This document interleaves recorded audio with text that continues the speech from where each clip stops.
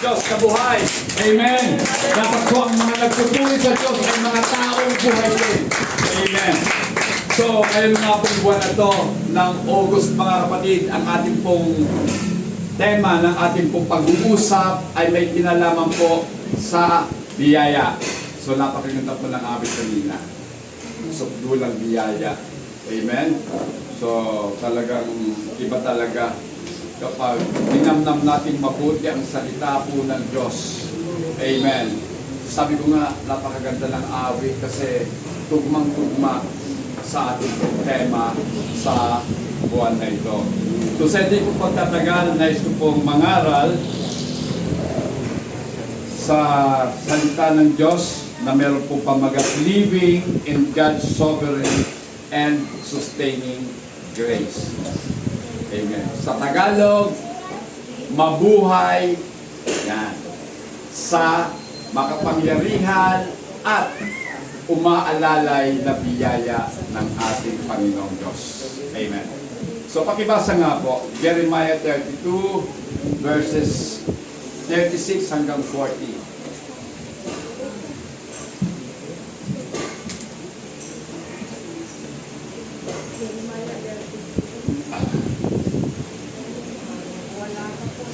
Okay, ako na lang muna sa Tagalog, sa English mo. Now therefore, thus says the Lord, the God of Israel, concerning the city of which you say, it shall be delivered into the hands of the king of Babylon by the sword and by the famine and by the pestilence. Sa Tagalog po, sige po. At gayon, ganito ang sabi ng Panginoon, ng Diyos ng Israel, tungkol sa bayang ito na inyong sinasabi. Nabigay sa kamay ng hari sa Babylonia sa pamamagitan ng tabak at ng kagutom at ng salot. Narito aking pipisanin sila mula sa lahat ng lupain na aking pinagtabuyan sa kanila sa aking galit at sa aking kapusukan at sa malaking puot. At dadalhin ko sila uli sa dakong ito at akin silang patatahaning iwasay. At sila ay magiging aking bayan at ako'y magiging kanilang Diyos. At bibigyan ko sila ng isang puso at ng isang daan upang sila'y matakot sa akin magpakailanman. Sa ikabubuti nila at ng kanilang mga anak pagkamatay nila. At ako'y makikipagtipan ng walang hanggan sa kanila na hindi ako hihiwalay sa kanila upang gawan ko sila ng mabuti at sisidlan ko sa puso ng takot sa akin upang wag silang magsihiwalay sa akin. So, nabasa po natin ang salita ng Panginoon sa pamamagitan nga po ng propeta si Jeremias. So sa oras po nito mga kapatid, muli po tayo limuko at tayo po'y manalangin ng Panginoong Yesus. Muli po kami po'y lumalapit sa iyo. Nagpapakumbaba Panginoon at humihingi ng iyong pong paggabay sa aming pag-aaral na yung umaga. Magiging wala pong puluhan Panginoon ang aming pag-uusap. Kung wala ako sa aming kalagitnaan, Panginoon, at hindi ikaw ang siyang mumuna sa iyong alipin, Panginoon. Lord, kasangkapan mo lamang ang kanyang isip, ang kanyang mga labi, Panginoon, na ito'y maging instrumento na maging daluyan ng iyong pagpapala para sa lahat ng anak mo sa oras na ito, Panginoon. Sa iyo po namin, O Diyos, pinagkakatiwala ang gawain ito sapagkat ito'y sa iyo, Panginoon. Po ang aming samot na langin sa iyong makapangyarihan pangalan ng Jesus. Amen and amen. Minsan pa po natin pagkakulang ng ating Panginoon. Amen.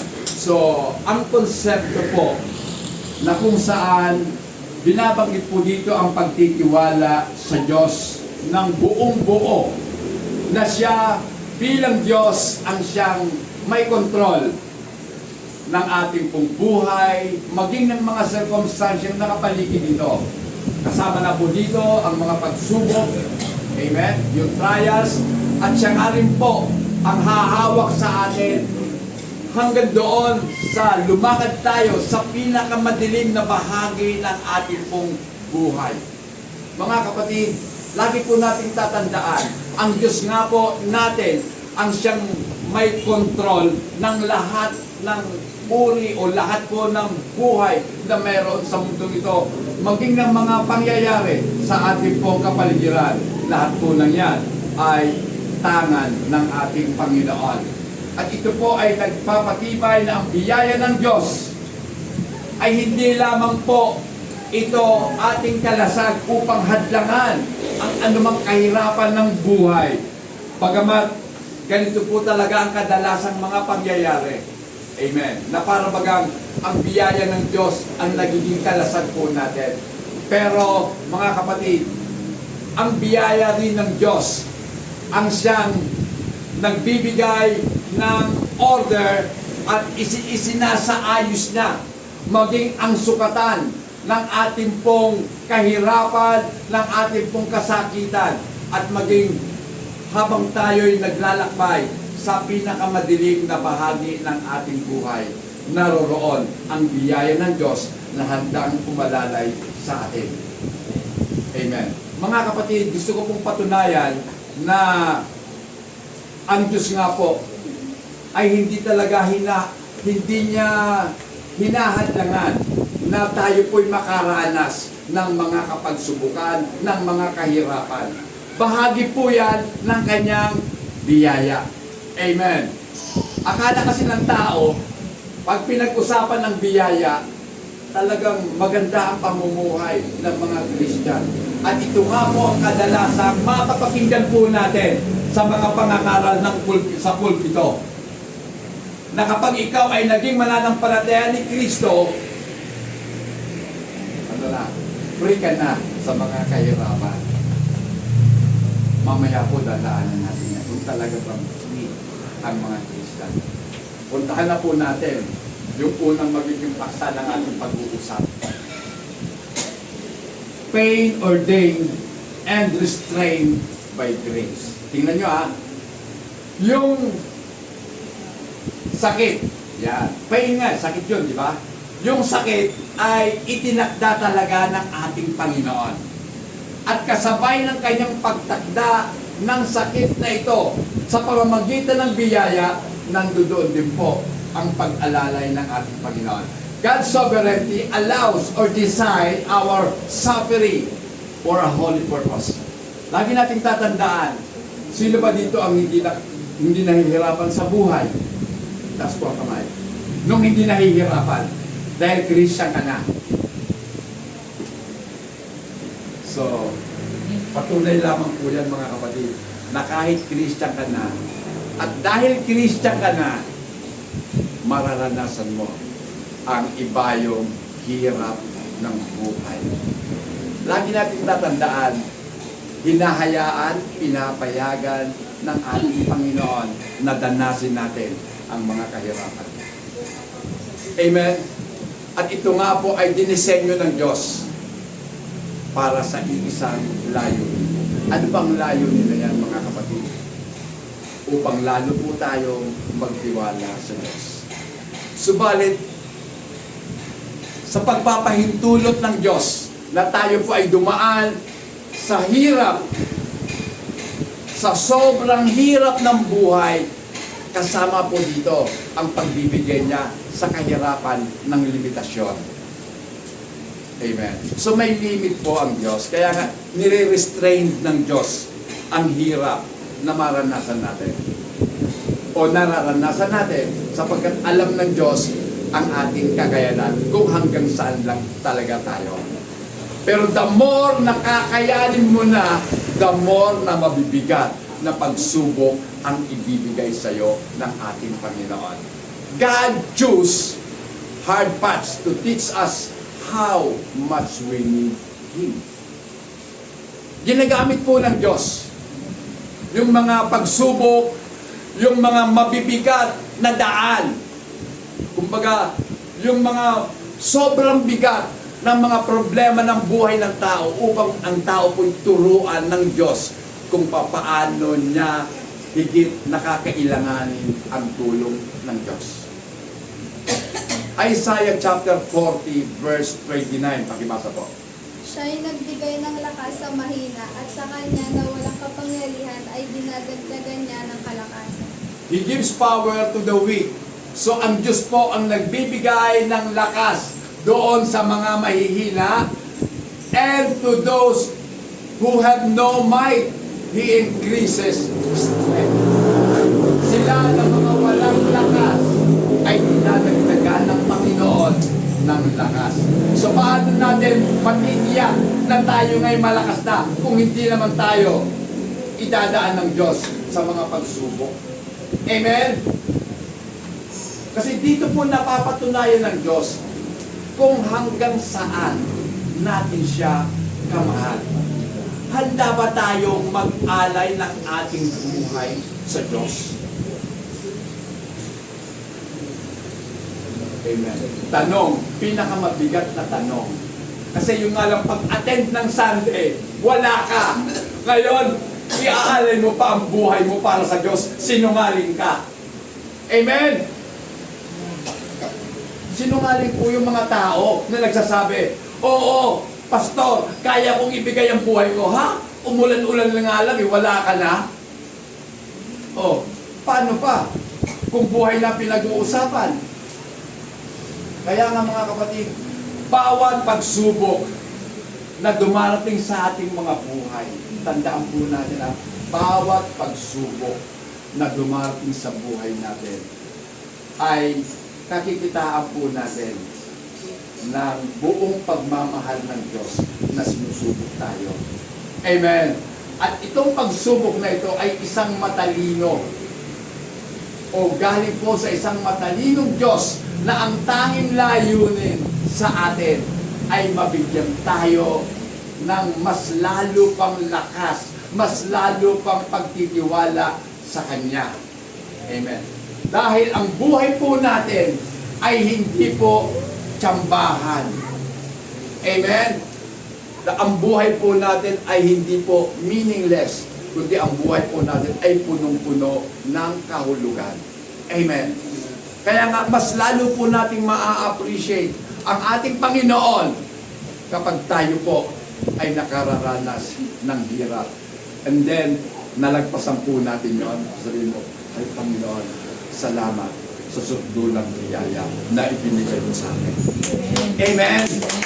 Lord, thank you for the grace you have bestowed upon me. Diba? Napakasarap namin mga kapatid. Na yung ang pinanggalingan mo, sobrang ang hirap. Amen. Ngayon, never po tayo na magkumpara sa iba. Ikumpara natin ang sarili natin noon na hindi pa natin nakikilala ang ating Panginoon at ngayon na nakikilala na natin siya.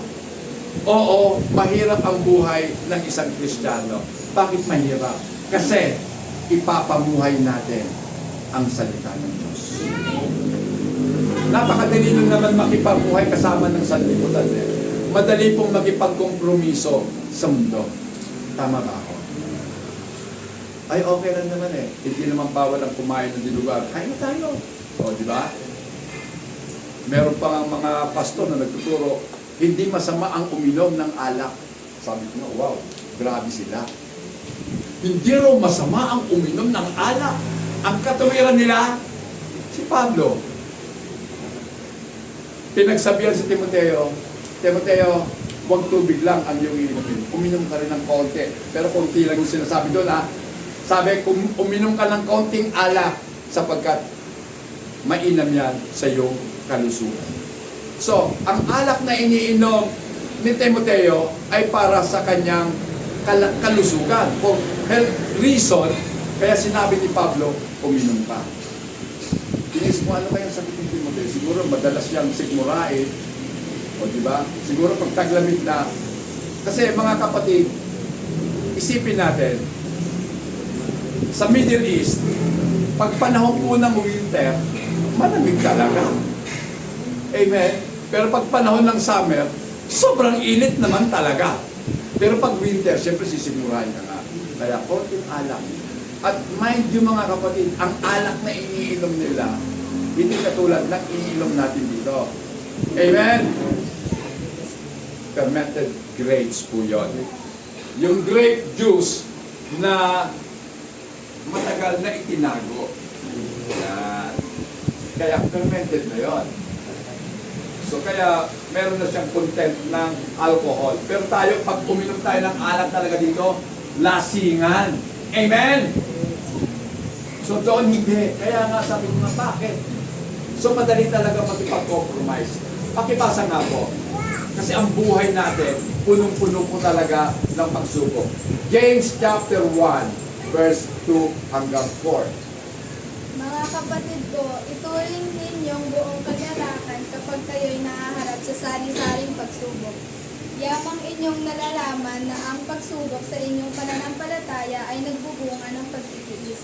At inyong hayaan na malubos ng pagtitiis ang gawa nito, upang kayo'y maging sakdal at ganap na walang anumang kakulangan. Amen.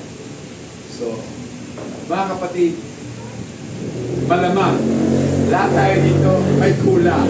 Amen? Kung may kulang tayo, mga kapatid, ito ang kulang sa atin. Baka kulang tayo sa mga pagsubok. Amen? Kasi sabi dyan, my brethren, count it all joy when you fall into various trials. So kapag tayo na po nakakaranas ng iba't ibang uri ng kapagsubukan, yamang nalalaman po natin na ang mga pagsubok na yan sa ating pananampalataya ay nagbubunga ng pagtitiis. Amen. Di ba?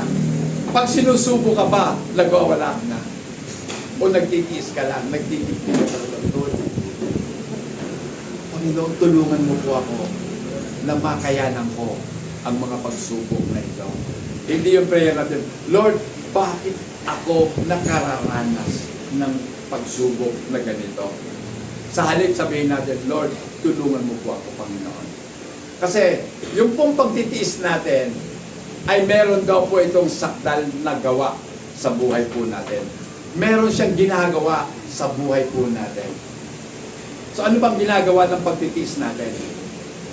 Diba? Tinuturuan tayo kung paano maghintay sa ating Panginoon. Una, diba? Tinuturuan tayong tanggapin ang katotohanan na talagang mahirap ang buhay sa pagsunod sa ating Panginoon. Kasi bakit mahirap? Sabi ng Panginoon, 3 bagay ang dapat nating gawin kung nais po nating maging alagad ni Kristo. Una, deny yourself. Diba? Mahirap yun. Ang dami kong rights, sabi. Sabi nga ng iba, ito wala na akong karapatan. Wala talaga. Yung rights po natin, binitawan na natin. Yung karapatan natin, ibinigay na natin sa Panginoon. Ang ibig sabihin, siya na ang may karapatan sa atin.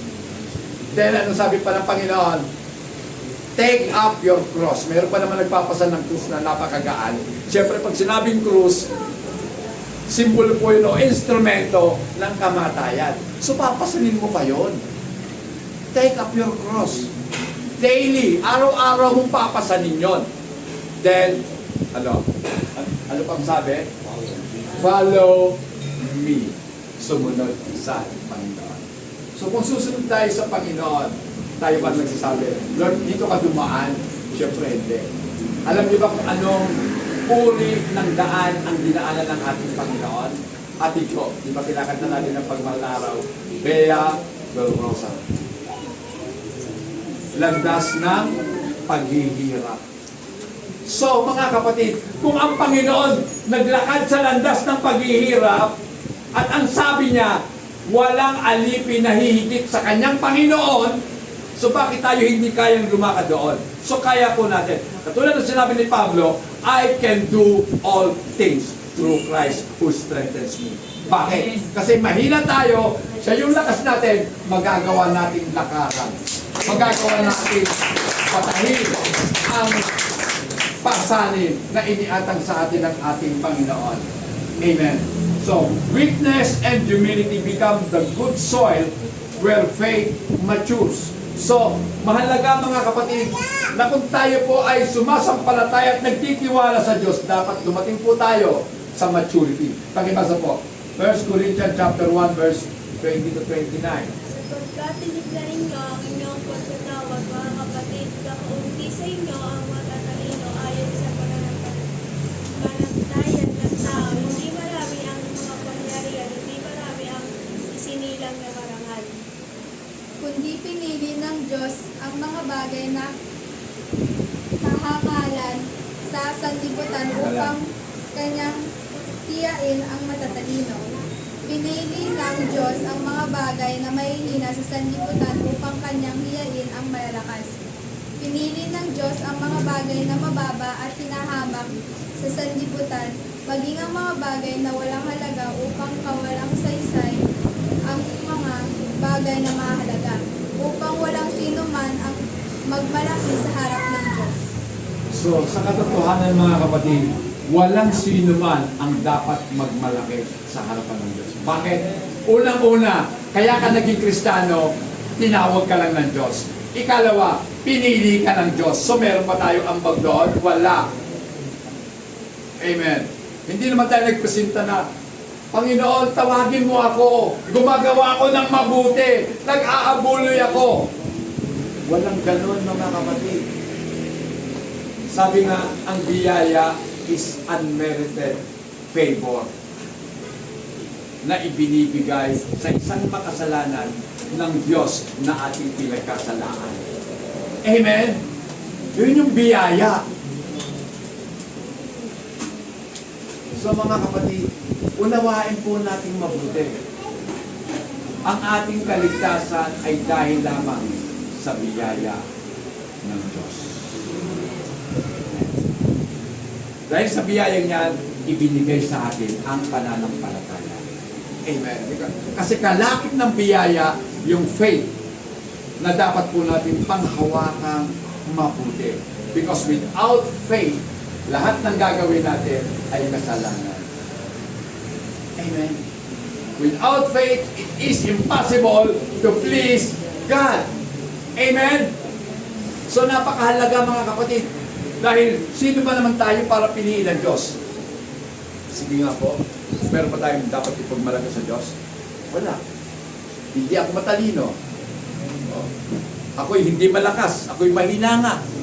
Pero pinili ng Diyos. Hindi ba kayo nagtataka? Ano ang nakita sa inyo ng Diyos at kayo'y pinili niya? Ang tanging alam ko, ang nakita sa atin ng Diyos, yung kung kahabag-habag nating kalagayan. Amen. Nakakaawa ang ating kalagayan. At dahil dito, naawa siya sa atin. Amen. Naalala ko tuloy, nung nagtulong pa ako sila Sister Margaret. Sabi ko, unfair ba sa Diyos kung meron siyang ibubulit sa impyerno, kung meron siyang dadalhin sa impyerno? Sabi nung isa, opo, Pastor, unfair. Bakit? Kasi ang Diyos, hindi ka dadalhin sa impyerno kung ikaw ay matuwid. Tama? Pero maliwanag ang sinasabi ng Bible. Romans 3:23, walang matuwid, wala kahit isa. There is none righteous, no, not one. Ibig sabihin lamang lahat po tayo walking forward toward hell. Patungo tayong lahat sa impyerno, pero naawang Diyos sa iyo. Amen. Naawang Diyos kay Pablo. Bagamat si Pablo ay religious terrorist. Terrorista po siya. Dahil tiniterrorize niya yung mga Kristiyano. Pinabibilanggo, pinapapatay. So ikaw, ano bang papel natin? Ano bang naging kasalanan natin dati? Ang dami mga kapatid. Pero naawa sa atin ng Diyos. Kaya kung ang ating kaligtasan ay dahil lamang sa biyaya ng Diyos, dapat din naman bigyan natin ng higit na pagpapahalaga ang biyaya ng Diyos. Amen. Kaya hindi pa pwede na tayo'y magpupuri na wala. Parang wala lang. Ganun-ganun ka lang. Grabe. Siguro hindi mo naintindihan kung paano tayo lipas ng ating Panginoon. Amen? Diba? So mahalaga, naiintindihan po natin lahat ang ating pong pagiging tao yung ating identity, mga kapatid.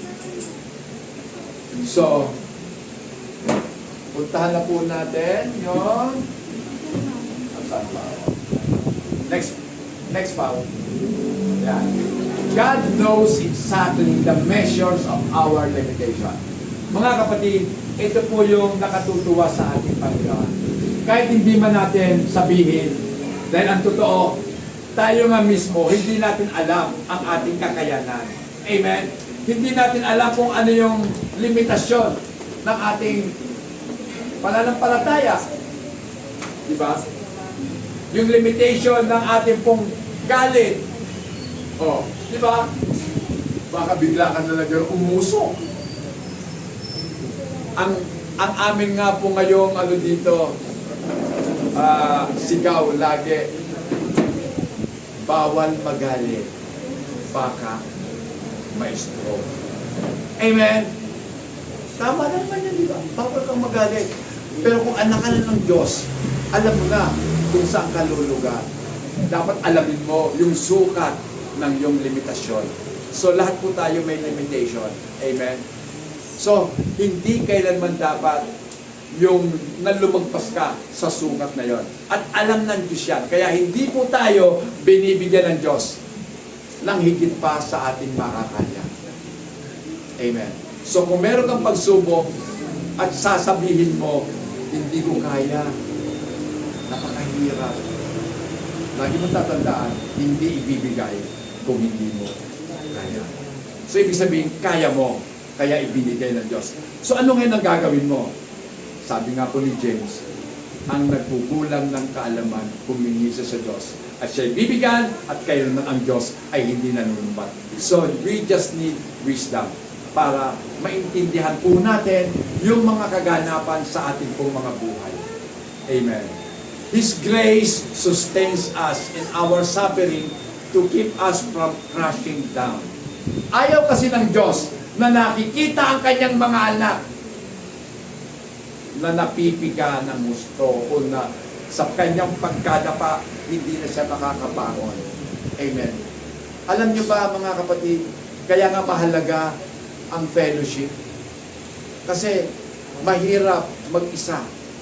Dahil pag nadapa ka, walang magbabangon sa iyo. Walang kamay na mag-aabot sa iyo. Kapatid, iabot mo ang kamay mo, ibabangon kita. Amen. Kaya lang minsan, sa fellowship, ganito ang nangyayari. Nakahadgusay ka na, sisipain ka pa. Aapakan ka pa. O, di ba? Bakit? Hindi naiintindihan ang pagkatawag sa Kanya ng ating Panginoon. Pakibasa nga po, Psalms 55 verse 22. Ano sabi? Iyatang mo ang iyong pasan sa Panginoon at kanyang aalalayan ka. Hindi niya pinahintulutang makilos kailanman ang makilos. Okay. Cast your burden on the Lord. So lahat po tayo may pasan-pasan na mabibigat na mga problema. Amen? Lahat tayo kapos sa pera. Tama ba ako? Ang lakas na. Si Sister Janet lang ang kapos. Amen. Ayun. So lahat na kinapos. Okay. So lahat tayo kapos. Ang sabi dito, cast your burden. Kasi ang kakapusan, kabigatan din yan. Hindi po magaan yun eh. Dahil kung tutuusin nga po, kulang. Wala kang pera. Di dapat magaan. Pero mabigat sa kalooban. Mabigat sa dibdib. Ang wala kang pera. Amen. Then, ang sabi dito, and He shall sustain you. Pag ibinigay natin sa ating Panginoon ang ating pong mga kabigatan, tayo'y Kanyang aalalayan. Amen. Siguro pamilyar kayo doon sa awit na footprints in the sand. Tama? Footprints in the sand. Ano ba yan? Yan, He puts me in His hand. Hindi niya alam, kasi paglingon niya, dalawang footprints na lang. Isang pares na lang nakikita niya. Iniwan na ako ng Diyos, sabi niya. Kaya pala ako, nagkakaganito ng buhay ko, iniwan na ako ng Panginoon. Kasi hindi niya alam yung pangako ng Diyos. Ang pangako ng Diyos, hindi kita iiwan, hindi kita pababayaan. So nakalimutan niya yon. Kaya ang tingin niya, wala, piniwan na ako ng Diyos, pinabayaan na ako. Sumagot yung Diyos sa pamamagitan ng tingin. Anak, ang totoo, ako na ang lumalakad. Ikaw, karga-karga ko na. Amen? So mga kapatid, maliwanag ang sabi niya, He shall never permit the righteous to be moved or to be shaken. Hindi niya hahayaan na ang matuwid ay mauuga o makikilos man. Amen? So, kahit gaano pa kabigat ang problema, magpakatatag ka lang. Dahil dapat lang talaga matatag ka. Hindi ka dapat makilos. Kapag ang Diyos mismo, He will never permit you to be moved. Hindi ka niya hahayaang makilos. Amen? Ibig sabihin, pag may problema, magalakan na. Amen? Baliktad, no? Bakit ako magagalak? Problema nga eh. Gagagalak ko pa. So, walang matinong tao natutuwa sa sakit. Tama? Pero, sa kabilang banda, kapag inunawa natin mabuti, inintindi natin yung sitwasyon natin, ito po yung pagkakataon upang maranasan mo ang pagpapagaling sa iyo ng Diyos. Amen. Amen. Kaya ka natutuwa, kaya ka nagagalak dahil alam mo, ito yung chance ng Panginoon na kumilo sa buhay mo. God gives enough grace for today's hard step. Nagbibigay ang Diyos ng sapat na biyaya sa araw na to para makayanan mo ang mga bigat na pinapasan mo. Huwag ka nang humangad pa ng excess o sobra. Baka gugulin mo lang yun sa nakaraan at sa mga darating pang takot sa buhay mo. Sabi nga po dito, do not fear the past for it has already gone. Tapos na yun eh. And do not fear the future for you do not know what will happen tomorrow. O diba? Hindi mo naman alam eh. Kaya huwag ka nang matakot. Amen. Tayo kasi, ina-advance lagi natin ang takot. Baka bukas wala namang makakain. Huwag mong isipin ang bukas. Ang bukas, tiyak darating yan. Amen? Tiyak na darating pa ang bukas. Ang problema, ikaw, baka hindi lang ng bukas. Di ba? Mamamatay ka na rin lang na problema ka pa. Hindi mo naman pala sasapitin ang bukas. So mga kapatid, ito pa ang katotohanan. Pangalawa, lahat po tayo ay daranas ng pag-uusig. We will have tribulation. Amen. So, bawat anak po ng Diyos dadanas ng pag-uusig. Naniniwala ba kayo? Hello? Amen. Amen. So, naniniwala. Kasi, hindi po yung binabanggit sa mga pulpito na hindi kayo makakaranas sa mga tribulation. Kasi, ang tinuturo nila laging wealth, health. Tama? Prosperity. Pag kayo'y nagbigay, ano mo sabi? 100-fold ibabalik sa inyo. Kaya naman yung mga taong uto-uto, nagbibigay. Kahit wala na, mangungutang pa. Sabi niyo, gusto kong bigyan daw tayo. Oh. Kaya nagbibigay sila. Pero hindi nyo alam, minamanipulate lang kayo ng mga nakatayo sa pulpito. Ng mga nakatayo nakaparo, o kaya mga nakacoat, o kaya naka-long sleeve. Oh. Baka ako na yun. Pero ako, hindi naman ako naka-ano ha. Wala. Pag ako naglo-long sleeve, lagi kong niro-roll ang aking sleeve. Bakit? Hindi ako sanay. Baka sabihin ng asawa ko, magpatahi ka na nga lang ng polo na hanggang dito ako mag-gas. Okay na lang. So, ang ating Panginoong Yesus, itinuro sa kanyang mga alagad ang realidad po ng kaguluhan. Amen. So, ang kaguluhan po ay totoo. Magiging magulo ang mundo. Totoo naman eh. Bakit hindi magiging magulo ang mundo? Ay kung ang mundo ay makasalanan, siyempre magulo. Sa mundo ito, dadanas tayo ng hirap, dadanas tayo ng sakit, dadanas tayo ng kawalan. Dadanas tayo ng kahirapan. At ito nga po yung ginagarantiyahan na mararanasan ng bawat tao na ipinanganak sa mundo ito. 2 Corinthians chapter 4, verse 8 to 10. Sa bawat panig ay pinagmamalupitan kami, subalit hindi nadudurog. Nililito, subalit hindi nawawala ng pag-asa. Pinabuhusik, subalit hindi pinababayaan. Inilulog mo, subalit hindi napupuksa. Na laging tinataglay sa katawan ang kamatay ni Jesus upang ang buhay ni Jesus ay mahayag din sa aming katawan. Amen. So, istilin mo lang muna dyan. Titignan mo. We are hard pressed on every side. So, sa lahat daw po ng panig, parang iniipit ka talaga. So, anong dapat mong gawin? Naiipit ka na.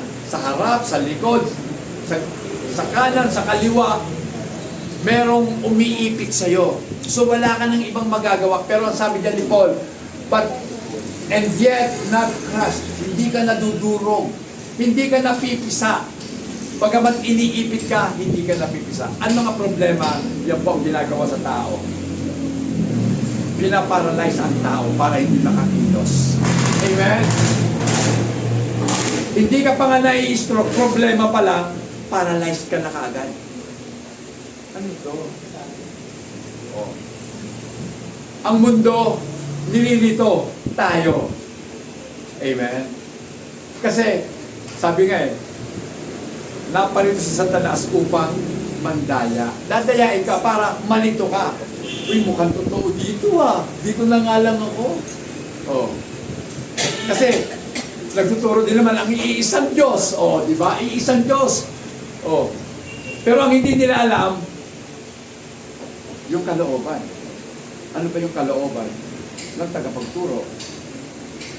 What is the motives behind the teaching? Mahalaga kasi yung motibo, mga kapatid. Ako sasabihin ko na sa inyo ang motibo ko. Ayokong yumaman. Number 1. Ikalawang motibo ko, gusto ko mamatay na naglilingkod sa Diyos. Yun lang. Dalawa lang. Ayokong yumaman, mamamatay ako naglilingkod sa Diyos. Yun lang. So, wala sa hinagap ko na magsuot ako ng mga alam na, kung ano man yun, tama na po sa akin. Alam niyo ba, sabi ko nga ang relos, tingin lang ng oras, tama? Pero may isang Kristiyanong senador, ang kanyang relos halagang milyon. Kristiyano kuno. Yung relos niyang mamahalin, pareho lang ng relos ang oras na ibinibigay ng mumurahin. So bakit doon ka pa sa mamahalin? Diba? So depende na lang yan kung paano mo ini-interpret ang salita ng Diyos. So persecuted but not forsaken. Nakakaranas tayo ng mga pag-uusip pero kailanman hindi ka iniwan ng ating Panginoon. Struck down but not destroyed. Diba? Ipinagsaka na pero hindi ka nawasak. Amen? Bakit? Alalahanin mo si Pablo, I can do all things. Amen? Through Christ who strengthens me. Amen? Verse 10, always carrying about in the body, dito sa katawang ito, the dying of the Lord Jesus. Lagi natin dala-dala sa katawan sa isip at sa puso natin yung kamatayan ni Kristo. Bakit ba siya namatay? Dahil sa ating mga kasalanan. Amen. Yun ang dapat lagi natin iniisip. Habang nabubuhay ka, yun dapat nakatanim sa puso natin. The only reason why Jesus manifested in the flesh and died for our stead. Namatay po siya sa halip na tayo ang mamatay. Upang ang buhay na meron siya ay ibigay sa iyo. Amen. So yun mga kapatid. At sabi nga po dito, that the life of Jesus may be manifested in our body. upang ang buhay ni Kristo ay mahayag sa pamamagitan ng ating mga katawan. Ibig sabihin, makita sa buhay natin si Kristo. Sino bang nakikita sa atin sa buhay natin? Si Kristo ba o si tanim? O kung sino man yung iniidolo natin? Tama? Kasi ang mga tao sa mundo, ang daming ina-idolize. Ang dami nilang iniidolo. Pastor, masama bang maging K-pop? K-pop? K-pop pangit? O P-pop? O, ewan ko ba sa kanila? Alam niyo ba mga kapatid, nakakatyan ko doon sa mga tao na pag nagsalita, akala mo yung iniiba nila yung tono ng kanilang pananalita. Grabe sila. Talagang kitang-kita kung sino ang ina-idolize. Okay. So, God in His grace, by the hands of Satan, gave Paul gave Paul, next na tayo, God in His grace, by the hands of Satan, gave Paul a thorn in the flesh. He pleaded 3 times. Ang sabi ni Paul, mawala, umaalis, alisin ng Diyos. 3 times ang kanyang tinig sa laman. Pero hindi po inalis ng Diyos. Diba? Hindi inalis ng Diyos. Yung turn of the flesh ni Paul. Bakit? God did not remove it. Bakit? Pakibasa. 2 Corinthians 12 verse 9. Ano sabi? Subalit sinabi niya sa akin, ang aking biyaya ay sapat na sa iyo, sapagkat ang aking kapangyarihan ay nagiging sagda sa kahinaan. Ako'y lalong magmamalaki na may galak sa aking kahinaan, upang ang kapangyarihan ni Kristo ay manatili sa akin. Amen. So mga kapatid, ito yung Pablo na pinipilit natin dapat tularan. So mga kapatid, bakit ko sinabing pinipilit natin na dapat tularan? Kasi itong si Pablo, mga kapatid, siya ay pastor o evangelist. Nagtatayo siya ng mga simbahan. Pero kailanman sinabi niya, hindi ako naging pabigat sa inyo. Sa iglesia, sa kanyang mga tinuturuan, hindi ako umasa sa inyo, sabi ni Paul.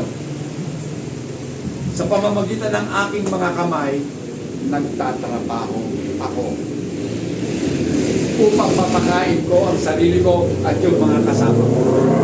Yan si Pablo, mga kapatid. Hindi umasa. Kasi nakakatawang ang isipin. Nakakatawang nakakagalit. Ha? Nakasakay ka sa pajet. O walang computer. Nakasakay ka sa Montero.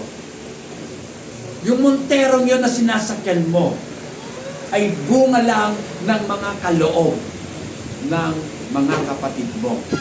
Ikaw nagpapakasasa ka, kumakain ka sa mga class na restaurant. Hindi mo ba nalalaman na yung kinukunan mo ng pera niyan, nahihirapan sila sa buhay? Ako po sinasabi ko lang to, dahil totoo, nakikita ko po yon. Dahil kung totoo kang naglilingkod sa Diyos, willing ka na ibigay kung ano ang meron ka. Pero sila iba willing silang kumuha kung ano meron ang mga miyembro. Amen. Nakakalungkot, mga kapatid. Nakakalungkot.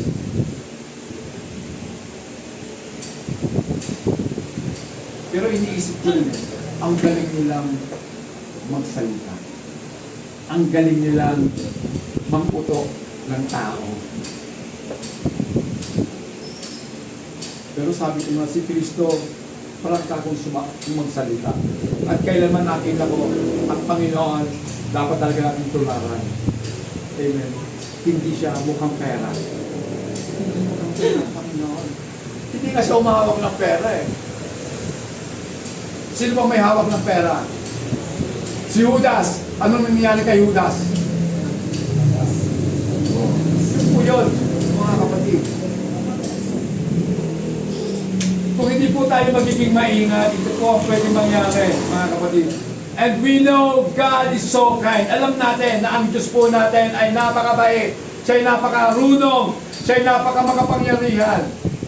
At ito'y ipinapakita sa pamamagitan ng marami pong mga katibayan ng kanyang biyaya. At ang biyayang ito'y makikita po natin at mapapatunayan natin sa pamamagitan ng mga kaguluhan na ating pong pinasasangkutan. Amen. Through our trouble, makikita natin nandoon lagi ang ating Panginoon handang tumulong. Yes, He could have but one. So mga kapatid, sa palagay ninyo, hindi kaya ng Panginoon alisin yung karamdaman ni Pablo? Kaya! Pero bakit hindi niya ginawa? Yun ang tanong. Kayang-kaya natanggalin ni Pablo. Kayang-kaya ni Pablo pagalingin ka sa iyong karamdaman. Kayang-kaya ng ating Panginoon na bigyan ka ng magandang buhay. Pero bakit sa halip na kagandahan ng buhay, binigyan ka ng kahirapan sa buhay? Bakit? Merong gustong ituro sa atin ng Diyos. Ang nais niya, lahat tayo, dapat sa Kanya lang aasa. We must trust in Him alone. Maging sa ating pong kaligtasan, sa Kanya po natin dapat iasa. Amen. At ito na nga po sinasabi. Through many tribulation, we enter the kingdom of God. Ito na, pakibasa. Gawa 14:22. Na pinapalakas ang mga kaluluwa ng mga alagad at pinapatatag ang loob nila na manatili pa sa pananampalataya at sinasabi na sa pamamagitan ng maraming mga kapighatian ay kailangang pumasok tayo sa kaharian ng Diyos. Wow! Grabe ang design ng Diyos para makapasok ka sa Kanyang kingdom. Through many tribulation, enter the kingdom of God. Amen. Yan ang sinasabi kanina sa ating pong Sunday school. Na pagdating natin sa kingdom ng ating Panginoong Diyos, lahat tayo luhaan. Ang sabi ng ibang mga ngaral, that is tears of joy. No! Tears of suffering. Amen. Kasi papasok ka sa kingdom, punong-puno ka ng kapighatian at pag-uusig.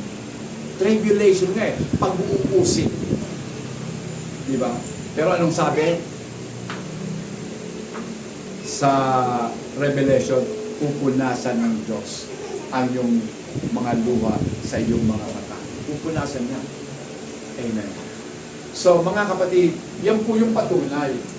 At gusto ko nga po talaga na makita natin mga kapatid sa liwanag ng salita ng Diyos ang mga katotohanan. Ngayon pakibasa po 2 Timothy 3:12. Tunay na ang lahat ng ibig mabuhay na may kabanalan kay Kristo Jesus ay daranas ng pag-uusig. Yes! And all who desire to live godly in Christ Jesus will suffer persecution. Amen! Lahat, oo, lahat na nagnanais na mamuhay na merong kabalalan o makadiyos na uri ng buhay ay dadanas ng mga pag-uusig. Diba? Uusigin ka talaga. At ang number 1 na uusig sa'yo, kasambahay mo, kasama mo sa bahay. Amen. Naalala kong patotoo, Pastor Louis Santos. Siya yung in-interview ni Pastor Romy. Diba? Ang unang na-convert yung asawa ni Pastor Louis. Si Pastor Louis, palibasang ng negosyante, mayabang din. Siyempre. So, sigarilyo, habang nagtuturo si Pastor Romy, nakapanigarilyo pa. Oh. So, sabi niya nga, ako, pag aalis ng asawa ko, pag Sunday, binababad ko yung mga damit para hindi siya makaalis. O, di ba? Yung mga pansamba niya, binabasa akong lahat. Oh, paano ka pa aalis? So, persecutor siya dati. Pero ngayon, kahit nakatungkod na siya, nagtuturo pa din. O, di ba? Yan po. Amen. Wala pong mahirap sa Diyos. Kahit napakasama mong tao, kaya kang pag-uwi ng ating Panginoon. Then, eto pa, mga kapatid. John chapter 16, 33, pakibasa. Ang mga bagay na ito ay sinasabi ko sa inyo upang sa akin ay magkaroon kayo ng kapayapaan. Sa liputan ay naharap kayo sa pag-uusig, ngunit kalakasan ninyo ang loob, pinaig ko na ang sanlibutan. Okay. Sabi po ng ating Panginoon, mismo ang ating Panginoong Jesus ang nagsasalita dito. Sabi niya, ang mga bagay na ito ay sinasalita ko sa inyo na sa akin meron kayong kapayapaan. Sa mundo, magkakaroon kayo ng kapigatian. Subalit laksan ninyo ang inyong loob. Akin ang napagtagumpayan ang sanlibutan. Amen! So kung napagtagumpayan ng ating Panginoon ang mundo, ano pa kaya ang kanyang mga anak kung hindi rin dapat tayong magtagumpay? Amen. Dapat tayo din po na kanyang mga anak ay mananagumpay din. Amen. Sino ba ang nasa sa atin? Si Kristo, di ba? Kung nasa atin si Kristo, sino ang laban sa atin? Wala. Ang bumangga kay Jesus, bagsak, tataob, sigurado. Ang bumangga sa mga anak ng Diyos, tataob din pagdating ng araw. Amen. Pero ngayon, pwede mong patayin ang mga anak ng Diyos. Hindi naman sila mga duwag eh. Handa ko sila mamatay para sa Panginoon. Amen? Ngayon mga kapatid, ito na po tayo. God's sovereignty sustains. So, panghuli na po yan. Ang kapangyarihan po ng Diyos ay umaalalay. This holds the key to why we can be confident that God will sustain us to the end. So dapat po meron tayong katiyakan na ang Diyos po ay kaya tayong alalayan hanggang sa wakas, hanggang sa pagtatapos po ng ating buhay. Amen. God's chosen people are in darkness and distress. Jeremiah 32:36 ano sabi? At ngayon ganito ang sabi ng Panginoon ng Diyos ng Israel. Ang kalugod na ito na inyong sinasabi, ito'y ibibigay sa kamay ng hari ng Babylonia sa pamamagitan ng tagutong at ng sayo. Amen. So, ito po yung kalagayan ng bayan ng Diyos. Amen. So, ibinigay sila ng Diyos. So, pansinin nyo God delivered them into the hands of the king of Babylon. So, pinahintulutan ng Diyos, ibinigay sila ng Diyos sa mga mananakop. Amen. Sa pamamagitan ng ng tabak, ng kagutuman, at ng peste. Amen. So, ibinigay. Ibig sabihin, lahat ng nangyayari sa buhay natin, may kapahintulutan ang Diyos. Amen. Kaya huwag na tayo magtaka. Bakit siya namatay? Gusto na siyang kunin ng Diyos. Bakit? Meron ba tayo angal? Meron ka bang reklamo kung pinatay ng Diyos na batang-bata pa, pinatay na kaagad? Wala. Magtataka siguro kayo. Bakit sa mga eskwelahan? Ang daming estudyante, Sister Joanna, no? Bibinoy ito ng mga hapon, sinaksak na naman. Sabi, ano ba ito? Ang sumaksak, 14 years old. Siguro ako natutuwa silang manaksak kasi hindi sila makukulong. Mapupunta lang sila sa DSWD. Tuturuan, pag-aaralin, hindi sa buhay. Dapat ang mga batang yan, ikinukulong din sa rehas para matuto. Amen? Nakakapag-ibig talaga ng nagmamalaki pa sila. Hindi naman kami makukulong eh. Tamo, alam na nila na hindi sila makukulong. Grace that not spare us from calamity. Ang biyaya po ng Diyos, hindi tayo pinalalagpas sa mga kalamidad na dumating sa buhay natin. Kasi kahit Kristiyano ka, pag dumating ang sunog, masusunog yung bahay mo. Sasabihin nila, hindi pastor, nakakita ako yung simbahan nilaktawan. Di ba? So, minsan nga, nagpa-viral pa yun eh. Yung bahay doon ng Kristiyano, hindi nasunog. Talaga naman, hindi talaga nasunog. Hindi ko alam kung bakit. Pero, Diyos lang ang nakakalam nun. Huwag na tayo mag-speculate. Huwag na tayo maghaka-haka pa kung bakit. So, sabi po dito, mga kapatid, ano, it may come in purifying judgment. So, dumarating talaga ang mga kalamidad. Ibig sabihin lamang yun, gusto ng Diyos na i-purify tayo, gawin sakdal sa pamamagitan ng kanyang paghatol dahil sa ating mga kasalanan. Or it may come as a refining fire or painful proning that we bear much fruit. John 15 verse 2, ano sabi? Ang bawat sanga sa akin na hindi nagbubunga ay inangos niya. Ang bawat sanga na nagbubunga ay nililinis niya ang panglalong pagtuloy. Each branch in me, sabi ni Jesus Christ, that does not bear fruit, He takes away. Kung ikaw yung sanga na wala kang bunga, tatanggalin ka ng ating Panginoon. At yun namang mga sanga na namumunga, tinatapyasan niya pa, pinuprone niya. Ang nakalagay sa Tagalog, nililinis. Pero hindi yun. Ang ibig sabihin ng proning, yung mga extra sanga na wala namang bunga, kasi meron pa mga sangang maliliit eh, na kumakain lang ng nutrients ng lupa, pinuputol na yan. Para yung sangang namumunga, mas lalong makapamunga. Amen. Kaya nga, ito po yung nakikita ko mga kapatid. Dumadaan po tayo sa prone. Amen. Pinoprone. Sa ibang salita, sabi niya, purging. Ano yung pinupurga? Para mawala yung mga hindi dapat mawala. Walang ganon.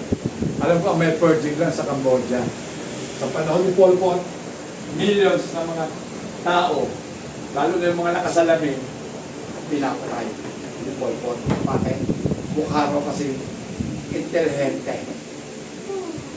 Opo, totoo yun. Basahin niyo ang history sa Cambodia. Yun po yun. So, God has ordered the trouble and pain. So, talagang sinadya ng Diyos. Itinakda niya nga talaga na makaranas po tayo ng trouble saka pain. I have driven them, sabi ng Panginoon. Yung bayang Israel, itinaboy talaga ng Panginoon. Pinakuha sila sa halin ng Babylonia. Sa halin ng Babylonia. Kinuha po sila. Para ano? Para sila turuan. At dito mga kapatid, di natin babasahin yung 37 kasi nabasa natin sa pasimula pa naman. And God Himself will deliver them and bring them back to Himself, to their land. Sovereign grace will triumph over the calamity. Amen. How can we be sure that this triumph of grace, how can we be sure of this triumph of grace? If God is God, who can send His people into exile? So kung ang Diyos ay Diyos, sino ba ang pwedeng magpatapon sa bansang Israel sa pagkaalipin? Di ba ang Diyos din naman? Siya lang naman ang may karapatang magpatapon. So ipinatapon. Pero sabi ng Panginoon, ibabalik ko sila sa lupain na kung saan kinuha ko sila. So ibabalik ng ating Panginoon. So tayo rin naman. Alam niyo ba, may mga Kristiyano minsan tumalikod, pero ibinabalik ng Panginoon. Sila yung mga totoong Kristiyano. Hindi po sila yung mga professing Christian. Sila yung mga totoong Kristiyano na ibinalik ng Diyos sa kanyang kawan. Amen. Dahil ito'y patunay na ang biyaya po ng Diyos ay makapangyarihan. Kaya kong ibalik. Amen. Sa tanong nga po, bakit nga ba ang ELGA hanggang ngayon umiiral pa rin, nag-i-improve. Kasi pag tinignan ko po ang pasimula ng ELGA, ito pong Life Gospel Apostolic Church, siguro mga mahigit 2 dekada na. Mahigit 20 years na, 30 o mga 25 years, gano'n. So, pero nananatili. Unang-una, dalawang pamilya. Pamilya ni Sister Mary o pamilya ni Pastor Ugalde, pamilya ko. Kami dalawa lang. Hanggang sa yung mga pinabutan ko na dito. So, yun po yun. Pero nagpapatuloy mga kapatid kasi yung mga nauna, nawala na, nangamatid na. Di ba sila lulay lang. So pamilya talaga ni Pastor Rick, sila Sister Ising. So magkakamat-anak sila. Pero talaga, kamag-anak ni Pastor Rick Ugalde, ako, pamilya ko. So yun lang mga kapatid. Pero hanggang ngayon, nananatili. Bakit? Dahil sa biyaya ng Diyos. At nananatili po, kasama na kayo. Marami na tayo, mga kapatid. Kaya nga po, sa conclusion po natin, ito po ang ating conclusion. The sustaining grace is the sovereign grace. It achieves what is promised, or what is promises, overcomes all obstacles, and preserve the faithful, and bring us home to where the Lord Jesus is. John 14:3, anong sabi?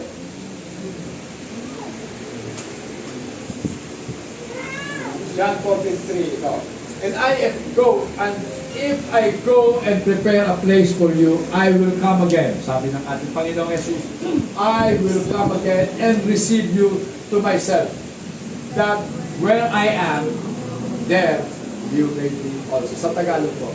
At kung ako'y pumaroon at kayo'y may paghanda ng kalalagyan, ay muling paparito ako at kayo'y tatanggapin ko sa aking sarili, upang kung saan ako naroon, kayo naman ay lumuhon. So pangako ng Panginoon niya, kung saan ako naroroon, doon din tayo. Ito po ang tiyak na pangako ng Diyos. At ito ang nagbibigay sa atin ng katiyakan or confidence sa ating pong hinaharap. Kung saan naroon si Kristo, doon din tayo. Manatili tayo sa ilalim ng biyaya ng ating Panginoon at panghawakang mabuti ang pananampalatayang bigay sa atin. Tatayo po tayong lahat mga kapatid.